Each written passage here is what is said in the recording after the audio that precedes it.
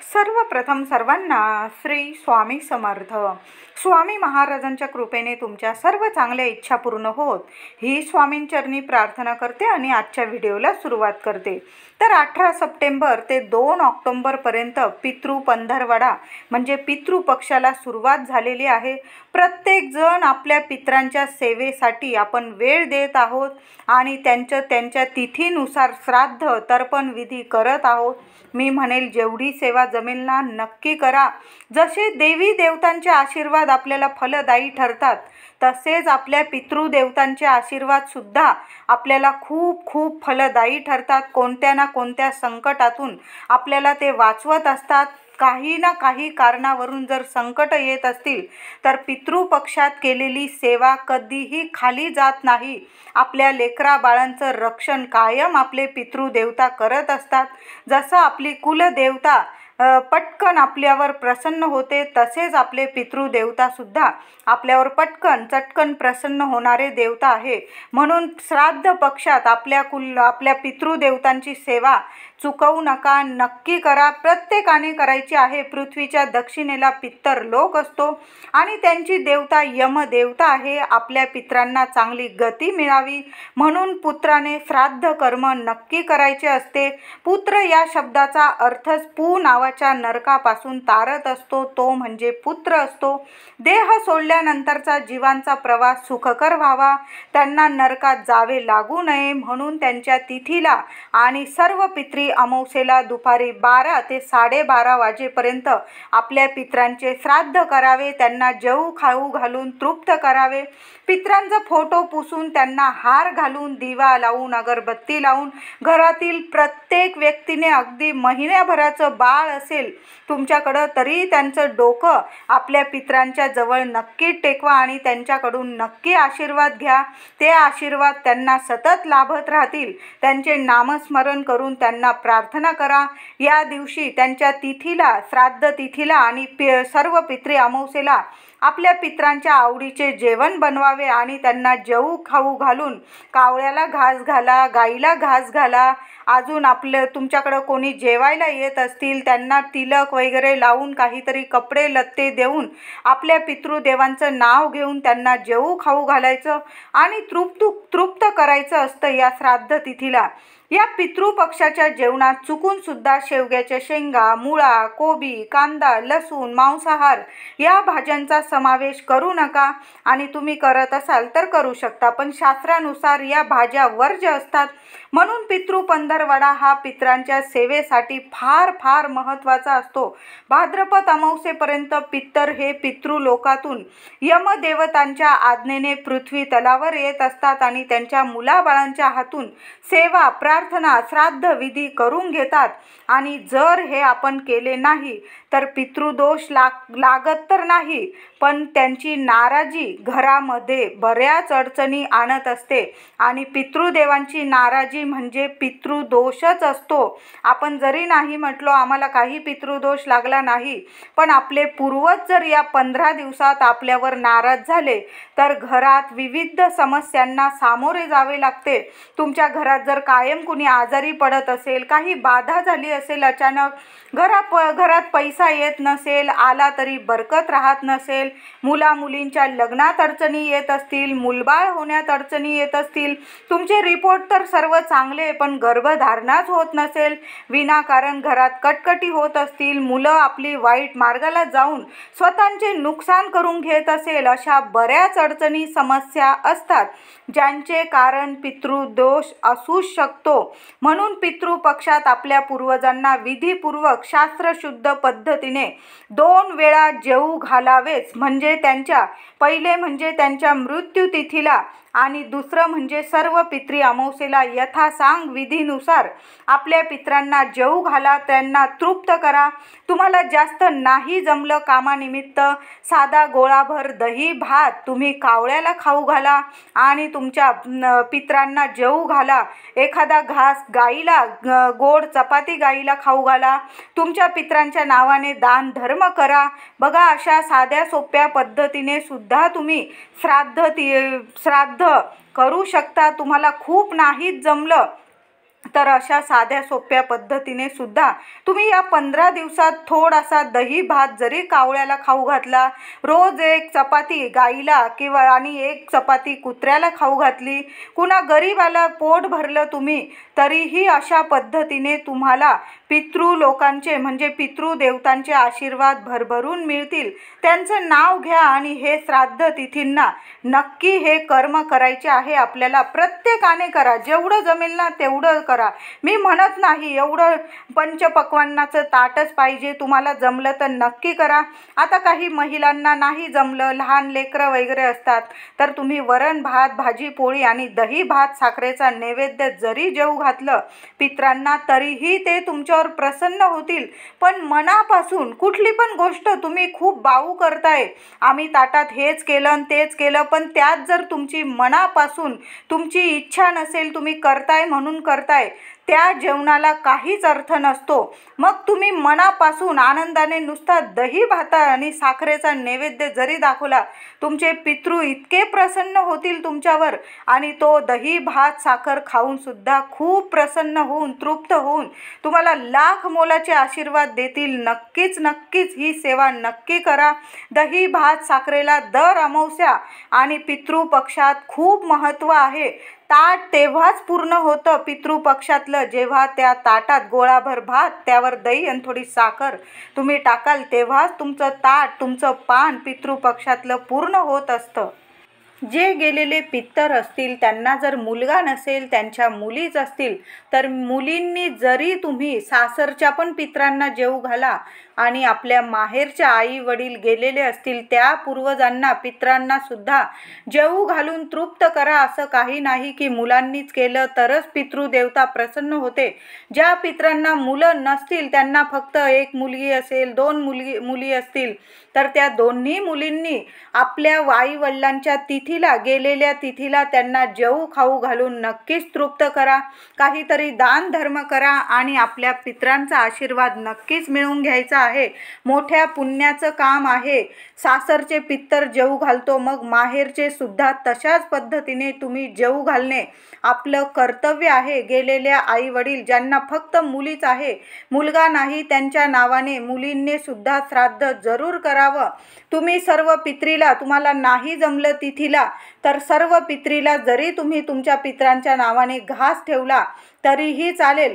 आता या पितृ पंधरवाड्यात काहींना प्रश्न पडतो, आपण स्वामी सेवा करावी का, पारायण करावं का, स्वामी चरित्र सारामृताचं पारायण करावं का? तर हो, तुम्ही हमखास, मी तर म्हणेल पितृदेवांसाठी आपल्या स्वामींजवळ, स्वामी सर्वांचे आहेत, आपलेच नाही तर आपल्या पितरांचे सुद्धा आहे, ब्रह्मांड नायक आहे। आपल्या पितरांना मोक्ष मिळावा, शांती मिळावी आणि त्यांना प्रसन्न व्हावे ते आणि आपल्याला भरभरून आशीर्वाद मिळावा, आपल्या घरातील सर्व अडी अडचणी दूर व्हाव्या, म्हणून आपल्या स्वामींकडं, आपल्या पितृदेवतांसाठी नक्कीच प्रार्थना करा।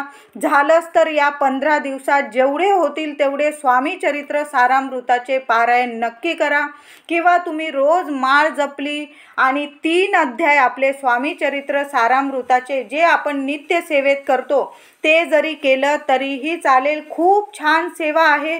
या नित्य सेवेला कुठलंही बंधन नाही। पितृपक्षात तुम्ही तारक मंत्राचे सुद्धा पठण करू शकता। 11 वेळा पठण करून, एखादं कोणी आजारी असेल तुमच्या घरात तर या पितृपक्षात ग्लासभर पाणी घ्या, त्यावर उजवा हात ठेवा आणि 11 वेळा तारक मंत्राचं पठण करा आणि ते तारक मंत्राचं तीर्थ, पवित्र तीर्थ, आपल्या स्वामींचा आशीर्वाद त्या आजारी व्यक्तीला नक्कीच ते तीर्थ प्यायला द्या। संपूर्ण घरात थोडंसं शिंपडलं तरीही चालेल। खूप छान अनुभव आल्याशिवाय तुम्हाला राहणार नाही। पितृऋण फेडण्यासाठी, पितरांचा आशीर्वाद मिळवण्यासाठी आणि संतती चांगली होण्यासाठी, घरातील अडीअडचणी दूर होण्यासाठी पितृपक्षामध्ये आपल्या पितरांच्या नावाने श्राद्ध अवश्य करावंच लागतं। एक प्रकारे पितृपक्षामध्ये पितरांची आठवण करण्याची ही 15 दिवसात आपल्याला एक संधी असते। ज्या तिथीला आपले आई वडील कुणी गेलेले असतील, आपले पूर्वज वडीलधारे माणसं गेलेले असतील, त्या तिथीला दुपारी 12 ते 12:30 वाजता त्यांना जेवू घालावे। पण काही वेळा बऱ्याच जणांना असाही एक प्रश्न पडलेला असतो, श्राद्ध मोठ्या भावाने करावं की लहान भावाने करावं? बऱ्याच घरांमध्ये हा प्रश्न तर नक्की असतो. तुमचं एकत्र कुटुंब असेल तर दोन्ही भावांनी मिळून हे श्राद्ध, तर्पण विधी, जेवू घालणे हे कर्म अवश्य दोघांनी मिळून करा, अगदी आनंदाने करा. पण काही कारणास्तव नोकरीमुळे तुम्हाला दोन भाऊ वेगवेगळे तुम्ही दूर राहत असतील तर त्या दोघांनीही आपल्या पितरांच्या तिथीला श्राद्ध करण्याचा अधिकार दोघांना पण आहे. तुम्ही दोघांनी सुद्धा त्या तिथीला आपल्या घरी प्रत्येक म्हणजे तुम्ही दोघं वेगवेगळे राहत असाल तर दोन्हीही घरी तुमच्या श्राद्ध तिथीला तुमच्या पितरांना नक्की जेवू घाला. तुम्हाला तिथीला नाही जमले मग तुम्ही सर्व पितरीला तरी विधीपूर्वक दोन्ही भावांनी आपल्या वडीलधाऱ्या गेलेल्या पितरांचे श्राद्ध हे अवश्य करावे. दोन्ही भावांना हा अधिकार असतो की दोन्हींनी आपल्या पितरांचे श्राद्ध नक्कीच केले पाहिजे. हा मोठा आहे मग तोच करेल, मी लहान आहे मग मी नाही करणार, ही चूक तर अजिबात नका करू. जरी तुमच्या भावांच्या चुली वेगवेगळ्या असतील, तुमचे गॅस वेगवेगळे असतील, तुमचे घरं वेगवेगळे असतील, पण तुमचे पितर जन्मदाते तर एकच होते. त्यांचं सर्व होतं ते तुम्हाला दोघांना मिळून वाटलंय त्यांनी एकसारखं. मग पितृपक्षात श्राद्ध करण्याचा अधिकार सुद्धा दोन्ही भावांना आहे. एकाने करायचं आणि दुसऱ्याने नाही करायचं. चुकून सुद्धा अशी चूक करू नका. पितृपक्षात न चुकता त्यांची सेवा श्राद्ध अवश्य करायचेच आहे. हे श्राद्ध पक्षातील कर्म करून आपले पितृ ऋण फेडलेच पाहिजे. नाहीतर पितरांची नाराजी, अनेक समस्यांना सामोरे जावे लागते आणि पितृदोष लागतो. घरात विनाकारण आजारपण येते, चिडचिड होते, वादविवाद होतात, वादविवाद घरात आणतात. या सर्व समस्या दूर होण्यासाठी पितृपक्षात पितृ ऋण फेडलेच पाहिजे. त्यांच्या त्या तिथीला म्हणजे जे पितृ गेलेले असतील तुमचे पूर्वज, त्यांच्या तिथीला श्राद्ध करून त्यांना जेवू घालून त्यांना तृप्त केलेच पाहिजे. पितृपक्षात आपण सर्व काही करतो, श्राद्ध करतो, तर्पण करतो, जेवू खाऊ घालतो, सर्वांना तृप्त करतो. पण दररोज 15 दिवसात दररोज आपल्याकडून काही सेवा सुद्धा होणं गरजेचं आहे. तर मी पितृपक्षात दररोज ही सेवा करत असते. म्हणजे काय तर पितृपक्षात दररोज तांब्याभर पाणी घ्यायचं, अंघोळ झाल्यानंतर आपलं नित्यकर्म आटोपून झाल्यानंतर तांब्याभर पाणी घ्यायचं आणि त्या तांब्याभर पाण्यामध्ये काळे तीळ, चिमूटभर काळे तीळ टाकून सूर्यनारायणाला ते पाणी अर्घ्य द्यायचं, अर्पण करायचं. आणि ते पाणी सूर्यनारायणाला अर्पण करताना ओम पितृदेवताय नमः, ओम पितृदेवताय नमः 11 वेळा मंत्र जपायचा. ही सेवा रोज पितृपक्षात न चुकता करा. सुंदर अनुभव देऊन जाईल. कितीही प्रखर पितृदोष असू द्या तुम्हाला नक्कीच दूर होईल आणि सर्व अडचणी दूर होतील. तर ज्या क्षणापासून तुम्ही माझा हा व्हिडिओ बघाल त्याच्या दुसऱ्या दिवशी सकाळी उठल्याबरोबर तुम्ही आंघोळीनंतर सूर्यनारायणाला काळे तीळ टाकून अर्घ्य द्यायचाच आहे. आता घरात काळे तीळ नाही आणि तुम्ही दुसऱ्या दिवशी आणणार आहात तर नुसतं साध्या पाण्याने का होईना, महिला असू दे, माझे पुरुष दादा असू दे, तर त्यांनी सुद्धा सूर्यनारायणाला पितृपक्षात नक्की अर्घ्य द्या, अर्पण करा पाणी. पितृपक्षात रोज आपली नित्य सेवा चालूच ठेवायची आहे. त्यात खंड पडू देऊ नका. मीही करतच असते आणि तुम्ही सुद्धा आपली नित्य सेवा नक्की करायची आहे. तुम्ही रोज स्वामींची 1 माळ जपत असाल, 11 माळी जपत असाल, रोज 3 अध्याय वाचत असाल स्वामी चरित्र सारामृताचे, किंवा तुम्ही कुलदेवतांचा मंत्र जपत असाल, तुमची जी नित्य सेवा आपण रोज करत असाल ती नित्य सेवा आपल्याला करायचीच आहे. खंड पडू देऊ नका. पितृपक्षात येणाऱ्या संकष्ट चतुर्थीला प्रत्येक आईने गणपतीला मूठभर हिरवे मूग नक्की अर्पण करा. त्याचबरोबर 21 दुर्वा अर्पण करा आणि 11 वेळा गणपती अथर्व शीर्षाचं पठण अवश्य करा. महिलांनो, खूप सुंदर सेवा आहे गणपती बाप्पाची. पितृपक्षात केलेली सेवा कधीच खाली जाणार नाही. प्रत्येक आईची आपल्या लेकरा बाळांबद्दल जी काही अपेक्षा असेल, इच्छा असेल, नक्कीच पूर्ण होईल। तर संकष्ट चतुर्थी या 21 सप्टेंबर रोजी शनिवार रोजी संकष्ट चतुर्थी आलेली आहे। या शनिवारी प्रत्येक आईने ही सेवा नक्की करा। सकाळी लवकर उठायचं आहे, गणपतीला अभिषेक करायचा आहे आणि गणपतीला हिरवे मूग, मूठभर हिरवे मूग एखादी वाटी ठेवा गणपतीच्या जवळ आणि मूठभर हिरवे मूग उजव्या हातात घ्यायची, मूठ बंद करायची आणि गणपतीला तुमच्या मुलांबद्दल जी इच्छा असेल तुमची बोलून घ्यायची आणि ते हिरवे मूग तुम्ही गणपतीच्या चरणी एखाद्या वाटीत ठेवायचं आहे। दुसऱ्या दिवशी ते हिरवे मूग काय करायचे तर आपल्या हाताने गाईला ते खाऊ घालायचे आहे। इतका छान अनुभव येईल, तुमचे मुलं कधीच तुमच्यापासून दूर होणार नाही आणि कधीच त्यांच्यावर संकट येणार नाही। असा सुंदर सुंदर उपाय आहे, ही सेवा आहे गणपती बाप्पाची। महिलांनो नक्की करा, फक्त मूठभर हिरवे मूग गणपतीला अर्पण करा संकष्ट चतुर्थीला शनिवारी आणि दुसऱ्या दिवशी रविवारी ते हिरवे मूग घ्यायचे आणि त्याच्यावर एखादा गुळाचा खडा ठेवा आणि स्वतःच्या हाताने गाईला ते हिरवे मूग चारून या, खाऊ घाला, तिचे नमस्कार करा गाईला। बघा, पितृपक्षातला हा उपाय तुम्हाला ही सेवा फळ नक्कीच देऊन जाईल। तुमच्या मुलांबद्दल कुठलीही अवघड इच्छा, कितीही कठीण इच्छा असू दे, मग शिक्षणाविषयी असू दे, मुलांच्या लग्नाविषयी असू दे, त्यांच्या संततीविषयी असू दे, घरदार, त्यांची जी इच्छा असेल मुलांची नक्कीच पूर्ण होईल। आई वडिलांना नक्कीच सुखी करतील मुलं, असा हा सुंदर अनुभव देणारा हा उपाय आहे। आणि 11 वेळा महिलांनो गणपती अथर्वशीर्ष गणपती समोर बसून नक्की पठण करा। 21 दुर्वा अर्पण करा। मंदिरात गेला तर मोदकांचा नैवेद्य दाखवा, बाप्पाजवळ एखादं नारळ अर्पण करून या, बाप्पाला एखादं जास्वंदाचं फूल, 21 दुर्वा। तुम्हाला नाही मंदिरात जमलं, घरी तुम्ही ही मूठभर हिरव्या मुगाची 21 दुर्वांची 11 वेळा अथर्वशीर्षाची सेवा केली गणपती बाप्पाची तरीही चालेल। गणपती बाप्पाला अभिषेक घातलेलं पाणी, तीर्थ आपल्या मुलांना नक्की प्यायला द्या। कितीही मुलं म्हणजे ऐकत नसतील, तुमचं अभ्यास करत नसतील, मुलांची बुद्धीत नक्कीच म्हणजे बुद्धीचे देवता आहे गणपती बाप्पा आणि बाप्पांना अभिषेक घातलेलं तीर्थ जर आपल्या मुलांना दिलं, मुलांच्या बुद्धीत नक्कीच वाढ होतील, त्यांची बुद्धी नक्कीच तेजस्वी बनणार आहे। नक्की प्रत्येक आईने आपल्या घरात गणपती बाप्पाला अभिषेक नक्कीच घाला, दुधाने घाला, पंचामृताने घाला किंवा साध्या पाण्याने घाला, पण मूठभर हिरव्या मुगाचा उपाय नक्की करा। गणपतीला 21 दुर्वा अर्पण करा, गणपती अथर्वशीर्ष बोला, मुलांकडून सुद्धा सेवा करून घ्या अथर्वशीर्षाची। या आता पितृपक्षात आता मी संकष्ट चतुर्थीचं तुम्हाला काय सेवा करायची गणपती बाप्पाची ते सांगितलंय। या पितृपक्षात 15 दिवसात एकदा तरी संक्षिप्त भागवत पारायण या ग्रंथाचे, श्रीमद भागवत ग्रंथाचे पारायण एकदा तरी आपल्या घरात महिलांनो नक्की करा। या ग्रंथाचे पितृपक्षात पठण केलं तर प्रखर पितृदोष दूर होतो, सर्व ऋण फेडले जातात, 7 पिढ्यांचा प्रखर पितृदोष दूर होतोच।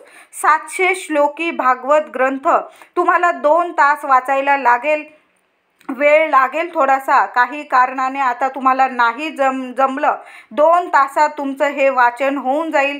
भागवत ग्रंथाचे पारायण तुमचं 2 तासात होऊन जाईल। तुम्ही सकाळी वाचा किंवा संध्याकाळी, पण एकदा तरी 15 दिवसात एकदा तरी तुम्ही 2 तास हे वाचन जर केलं, आपल्या घरात याचे पारायण केले, भागवत ग्रंथाचे पारायण केले, तर खरंच सांगते 100% पितृदोष असेल, कितीही अडीअडचणी असू दे, ग्रहदोष असू दे, कितीही कठीण इच्छा असू दे, तुमची नक्की पूर्ण होईल आणि सर्व दोष नक्कीच मिटतील। काही कारणाने आता तुम्हाला नाही जमलं वाचायला तर मी म्हणेल मग यूट्यूबवर तरी श्रवण नक्की करा, नक्की ऐका, 2 तास नीट शांत बसा आणि यूट्यूबवर लावून द्या आणि तुम्ही देवघरात जरी बसला देवांसमोर आणि यूट्यूबवर नीट शब्द तुम्ही नीट ऐकला तरीही चालेल, पण मी म्हणेल तुम्ही त्याचं वाचन केलं भागवत ग्रंथाचं तर अतिउत्तम। आता काही काही कारणास्तव तुम्हाला नाही जमलं तर मग तुम्ही यूट्यूबवर लावून द्या आणि त्याचं श्रवण केलं तरीही चालेल. आता या 15 दिवसात आपल्याला मी तुम्हाला काही तुरटीचे इतके छान उपाय सांगत आहे. 5 उपाय सांगत आहे तुरटीचे.